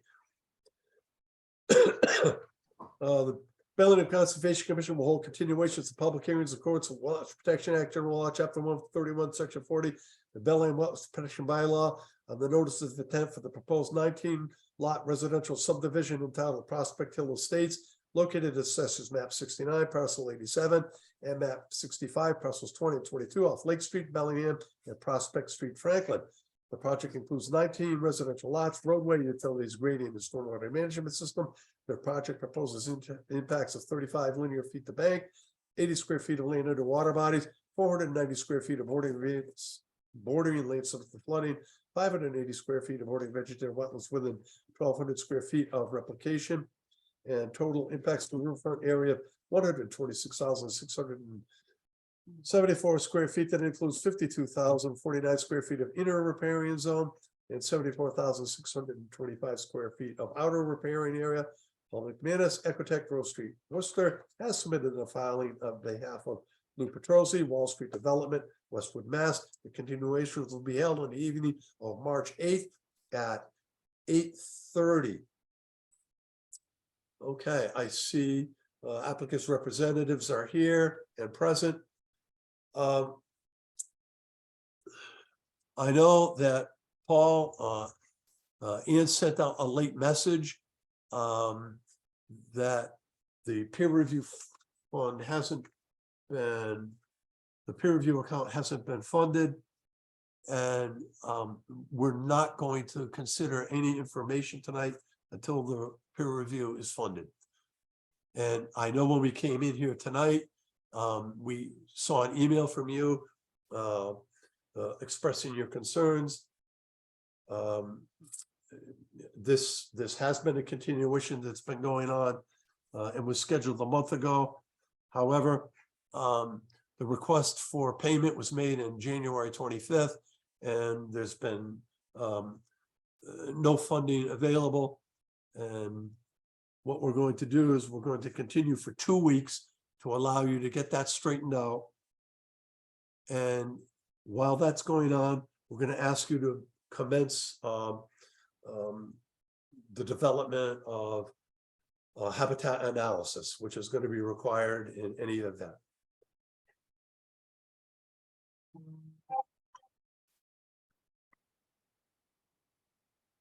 Well, Mr. Chairman, I'm disappointed, I must say, because I had hoped that, the reason we continue, my understanding was so that the members could consider really the singular question about where the whether a road at the existing crossing would be approved, and at which point, if the answer were yes, then Rob Truax, who's on tonight, there he is, would commence to do that design in accordance with a sketch plan that he had provided a month ago. I thought that was, and again, that's kind of a non-technical question. It's one of the exercise of the commission's discretion, which is in the hands of the members of the commission. We were really hoping to be able to understand where we were going. I could certainly appreciate that. And we fully expected that by this time, that peer review account would have been funded, and that we would have had some input from our environmental peer reviewer relative to the marked up plan that you had. And when we requested that information, we found out that the count funds had been expended.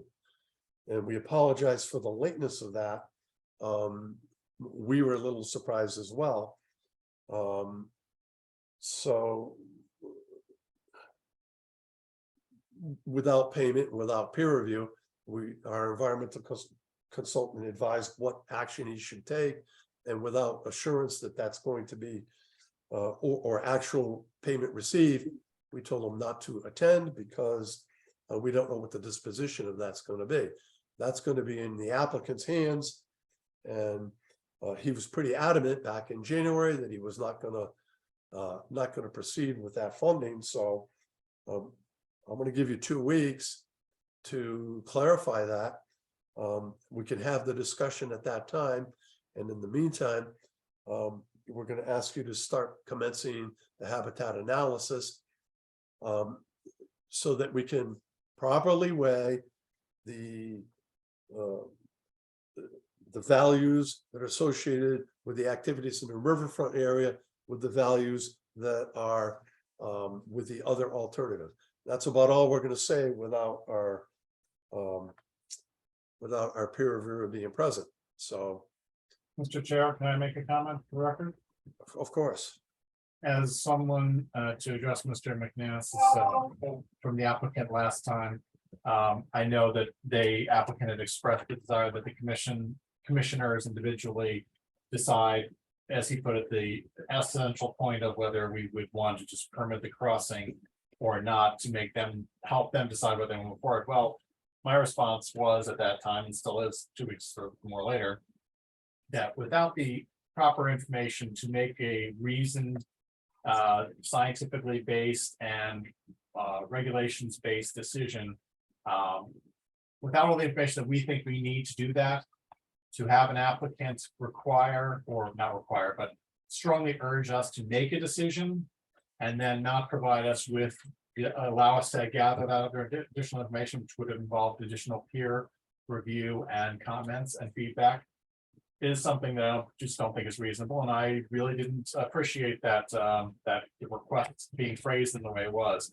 I don't think we've had that happen in 8 years in quite that way. And so if the applicant wants to move forward with the project, they should do as is required by law and fund the peer review so that we can get the information to make a decision when we think that we are ready to do so at our discretion.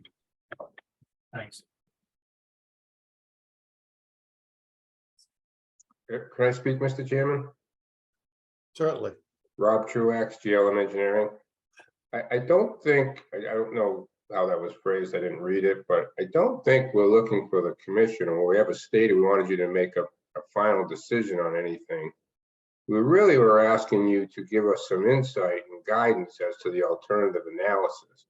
There's been a lot of talk about not allowing the crossing and asking us to go around the wetland to the other side. I forget what number alternative that was. We're in 4 or something. And so the issue is, you know, if we're going to go through all this design work, and this is the problem we have, and you're not even comfortable to say that there's that alternative is more feasible than the one we're proposing, which is through the crossing, and everything's a moot point. We don't want to spend the money. The applicant doesn't want to spend the money on peer review, redesign, and all of that, because none of it is pertinent if this road's going around the other way, because you folks as a commission feel that that's a better alternative. And I thought that's what we were coming back here to discuss. Application. I thought that's what we talked about, and you guys were going to mull it over, maybe walk the site again, look at it, and come back and tell us if that was a viable alternative and that was what you were going to push us to go to, or the crossing was the more viable alternative. And Rob, we're going to limit the discussion because we requested that our environmental analysis take a look at the mock-up plan you had. We did go out there and take a look at it. There is some information that would assist in the decision-making process. One of those things, and we've asked for it before, is a habitat analysis. And the second is a little bit more robust explanation of the funding.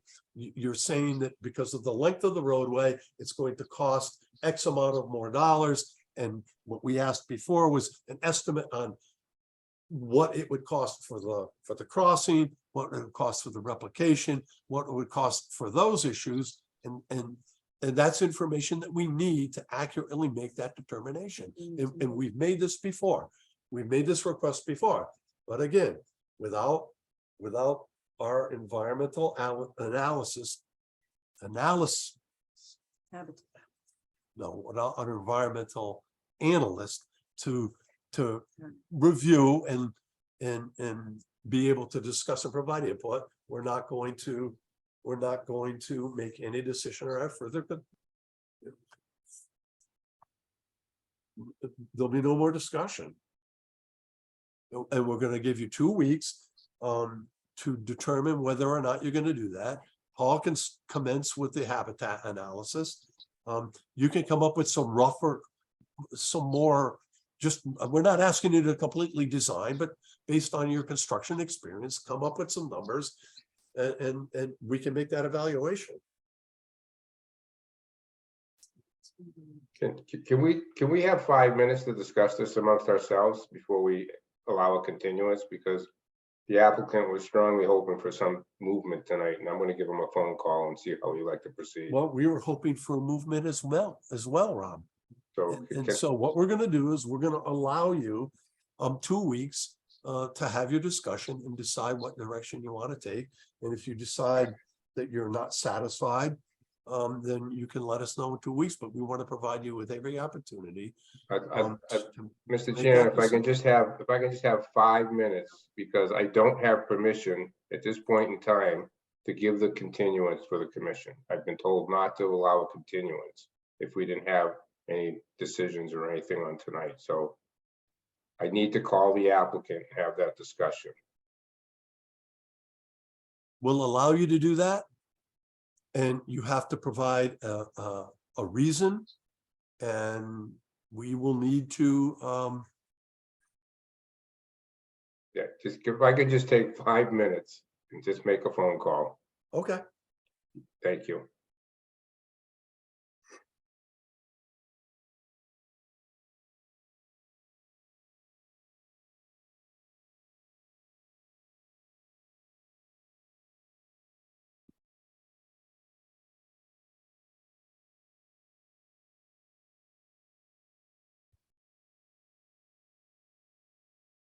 Mr. Chair, was there any other business on the agenda that we could take care of administratively while we're,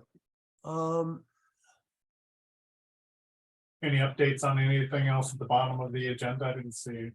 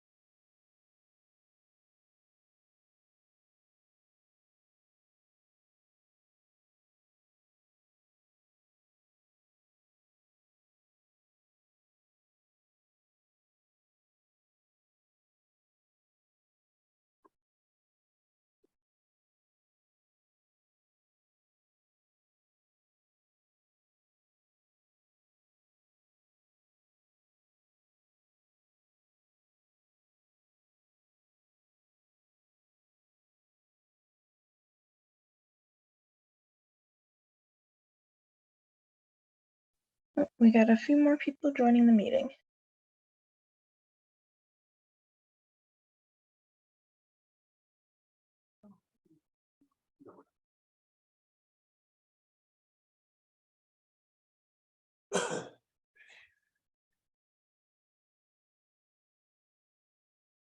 What is that? Oh.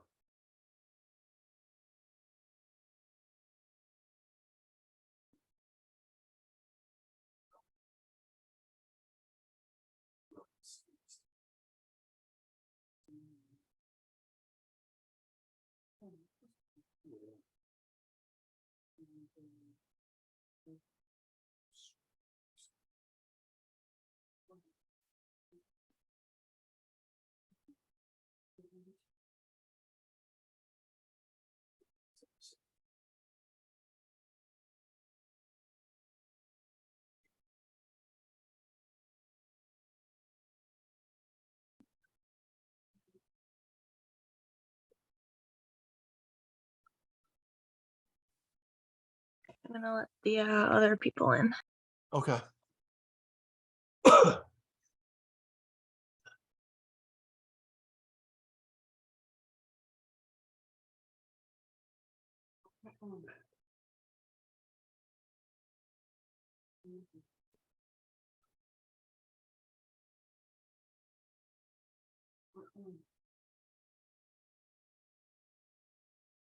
Okay.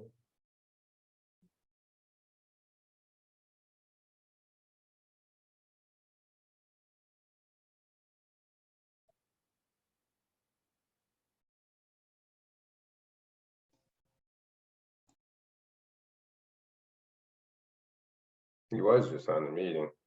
There he is.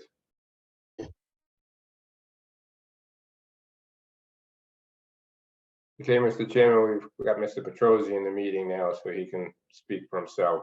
Okay. So what are we, where are we here?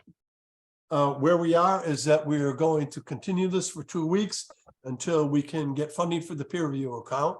We've asked Paul McManus to commence with the development of a habitat analysis. We've asked Rob to come up with some very rough numbers so that we can compare his access alternative 4 analysis with the crossing analysis so that we can review the cost differences. And that's where we are.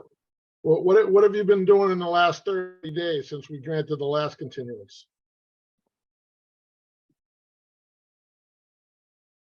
I mean, you keep accusing us of holding things up. So my understanding at the last meeting that my team asked the commission to make a decision on the crossing and we would engage in additional revisions to the plan at the Conservation Commission's request to move the basins out of the 100-foot riparian zone. Is that, am I wrong there or? I am not going to continue a lengthy discussion here, but what I will tell you, Mr. Petrosi, is that the very first time I was on site, I said that those things had to be removed, and that was a year ago. So we will not entertain your discussion that we are creating an unavoidable delay. Well, No. I'm saying delay. Are you prepared to fund the peer review account? To what extent Are do you need? prepared to fund the peer review account? Tell me what you're asking to be peer reviewed. The commission has broad discretion on what we decide. Simple question. Let's continue the hearing. Let's continue. We're going to continue the hearing. Unless you can tell me specifically what you're going to have reviewed. I'm not interested in throwing another thousands of dollars down the toilet. We are not going to have this discussion. Well, then what do we have? We are going to allow you 2 weeks to determine whether or not you're going to fund the peer review account. You can have discussions with your team. If you decide you are not going to fund the peer review account, you can tell us that and we'll take the appropriate action. I'm telling you that right now. I'm not funding any more peer review to do something that you should have done 6 months ago. So You, let me be clear. You are You- I'm- refusing you are refusing to refund the peer review account, and you are not going to grant a continuation. Is that correct? That is correct. I You've will abused- entertain a motion. Close the hearing. I will entertain a motion to continue the hearing for 2 weeks No, for I'm your not agreeing, I'm not consideration. agreeing, I'm not consenting to a continuance. We're going to Close the give you hearing. every opportunity so that you're No, no. not speaking from anger or I'm from not haste. angry at all. I've been doing this for 35 years. I've never been abused by a conservation commission more than this commission has abused my application. Oh, and the feeling is mutual, sir. Right, so let's go to the DEP and let's go get somebody who's impartial and objective to review the information, because obviously BSC and your consultant and the commission has not exercised their discretion in a proper manner. It's plain and simple. all right. Let's continue the hearing for 2 weeks, Lou. Why? Let's continue the hearing so that we can all take a breather and we can see how we can accommodate you. We have put an enormous amount of work into this. And I've spent thousands and thousands and tens of thousands of dollars and got nothing in return. That is not true. It is true. Just look at We're your. gonna argue all night, No. so let's just make a decision and close and continue this hearing, and we will see you in 2 weeks. You're gonna be in front of the planning board soon, and you're gonna need a peer review funding for them anyway. Well, I'm not funding any more peer review. You've already abused the process. You've taken the money and you've spent it on things like enforcement orders and other things that are non-entities to this application. The Conservation Commission has broad leeways. I know that you questioned what our authority was. If you look at our regulations, you see we have broad authority to Listen. determine who, what, and the manner in which the peer review is going to occur. And many of these delays have been self-inflicted. Oh, really? And, Really? and Oh, Let's I don't stop think so. talking. okay, We're going to stop. we're done with the talking. discussion. We really we've put an enormous amount of effort into this. We are not in a position where we want to get involved in wasting all the time and effort, a whole year's worth of work. And I'm prepared to go to the DEP right now for a superseding order because you obviously cannot make a decision on your own. Plain and simple. it won't go to DEP, Lou. Why won't it? It'll go to Superior Court. It goes both ways. No. I've been, DEP, you don't understand the process. I do. It's Listen, okay. Okay, I've never lost a battle. I'm gonna ask either you- way. Okay? You think because you Okay, have a easy. bylaw. All you right, have a we're all bylaw, you done think this that control- discussion. We're going nowhere with it. We're going nowhere with it. Only because the commission cannot make a decision on a And crossing. that is your opinion. Those, you have not. Okay, so Paul. Rob. Is it your applicant's wish to close the hearing based on his unwillingness to provide peer review? The applicants wish to close the hearing. And Paul, close the hearing based on his unwillingness to pay for more peer review. I don't think his reason is germane, Mr. Chairman. I think you've asked for a continuance. He said no. I think the rules require that you can only continue with the consent of the applicant once after the initial 21 days. State that again, please. That my understanding after many hundreds of hearings is that the commission can only continue the hearing once the initial 21 days to hold a hearing has passed. That the commission, can only continue a hearing with the consent of the applicant. That's correct. I That's- would agree And with that. no, And the commission has the ability to ask for the reason why the continuation won't be granted. And that's what we're asking. And what Mr. Petrosi said, and he was very clear.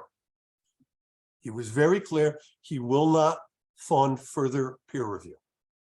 I don't I think want that's the that sole on the purpose. record. No, Mr. Chairman, in his defense, I don't think his sole purpose of not continuing the hearing is because he's not funding the peer review. It goes for all the reasons he stated in his argument. He feels that the things should have been done in the last 30 days, that we continued for a reason. He doesn't feel he's getting the progress. I don't think it's just because of funding a peer review.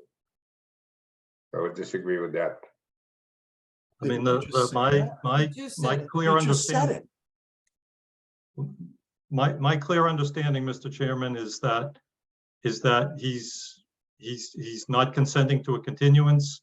In which case the hearing should be closed and the commission makes a decision on the basis of the information at your disposal. Okay, and so if that is the case, I will state now for the record that the commission has requested on 2 occasions a comprehensive habitat analysis so that we can compare the environmental impacts for both the preferred alternative of the applicant and the commission's consideration for alternative 4, and that we have requested more robust financial information based on estimates for the expense associated with the crossing versus the length of the roadway. That information has not been provided. It has been requested. That's on the record. In addition, we have requested that peer review account be funded. And on January 25th, the peer review was not funded. We have been utilizing our peer review personnel based on an outstanding balance, and that balance has expired. Based on that information on the record, I will entertain a motion to close this hearing.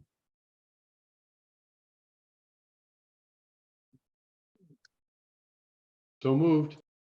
Mr. Second. Stanley, Second. Mike, discussion. All in favor? Aye. Aye. Aye, but I think you should do roll call. I'm sorry, Should do a I think roll you should call. do roll call. fair enough. Mike, Aye. Noel, Aye. Neil, Aye. Brian, Aye. Ariane. Aye. Okay, unanimous vote. Great, thanks very much. Look forward to seeing you at the next round. Good night. Take care.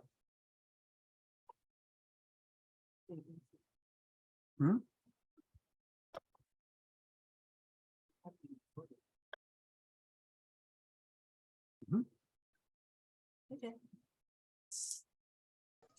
The customer is always right. You know, no.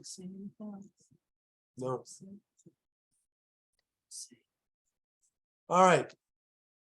So I think, all right, we have 21 days to issue.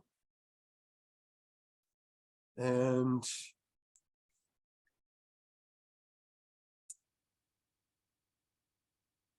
Hopefully we won't issue before day 20. all right. We will see you all out in the field on Saturday at 8:30. Is that Brian? See you all there. Is Okay. that Brian? thank you. Brian, sleep in. Ariane, are you gonna make it? Um, Come on, I'm come on, you can do it. Come on, come on, come on. I'm Come gonna on. try. Okay. Should we send the Why police not? detail and wake you up? I'll just have to set 5 alarms. Try not. Do. Try not to. What are you, Yoda? Yeah, exactly. Yeah. We'll all take turns calling Ariane's cell phone. Make sure your volume's turned way up, Ariane. Saturday Mr. morning. Chairman, Yeah, I'll Alright. call you in the morning for the signing. Okay, motion to adjourn? Oh, Neil has a Oh, question. sorry. Back. All All right. right.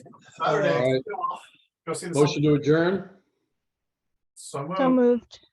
moved. All right. All in favor? Aye. All Aye. right, we'll see you all on Saturday. All right, nice. Yeah. Good night. Aye. Okay, Have a good bye. night.